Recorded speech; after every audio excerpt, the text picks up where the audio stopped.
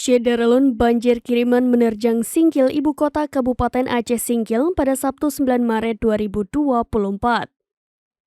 Kedatangan banjir cukup mengejutkan warga sebab mereka baru saja pulih 2 bulan lalu dari bencana serupa.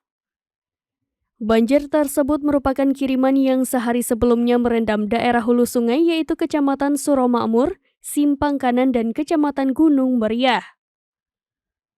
Ketika di hulu sungai surut, kurang dari 24 jam air sudah masuk ke wilayah Singkil. Udinda, korban banjir di Desa Ujung Bawang, Kecamatan Singkil, mengaku berjibaku mengamankan barang ke tempat yang lebih tinggi ketika banjir tiba-tiba menerjang. Lanjut Udinda, barang-barangnya bisa diselamatkan namun tidak dengan dapur dan peralatan masak.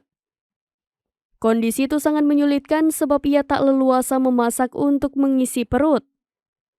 Berdasarkan pantauan Serambi News, banjir merendam badan jalan Singkil hingga Singkil Utara di kawasan Ujung Bawang. Ketinggian banjir mencapai sebetis orang dewasa. Kendaraan masih bisa melintas namun harus sangat berhati-hati lantaran banyak lubang di badan jalan yang terendam banjir.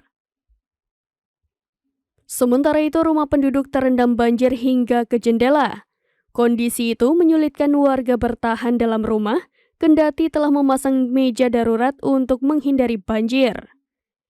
Permukiman penduduk yang terendam banjir antara lain Desa Pemuka, Ujung Bawang, Pea Bumbung, dan sejumlah desa lain di dekat aliran sungai. Ini masuk sekira jam 7 pagi tadi. Karena subuh tadi kami belum ada banjir, setelah jam 7 mulailah banjir. Barang-barang di rumah gimana? Kena terendam ya? Terendam. Di keluarga Ya masih nggak sangat apalah sekarang di sini lah. Oke, kalau masak gimana masak? Ada apa ikan kan? Makanya kami itu butuh apalah kalau dapat untuk bantuan pemerintah lah ini. Minta tolong kali kami.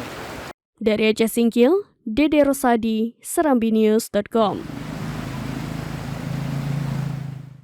Download Tribun X sekarang, menghadirkan lokal menjadi Indonesia.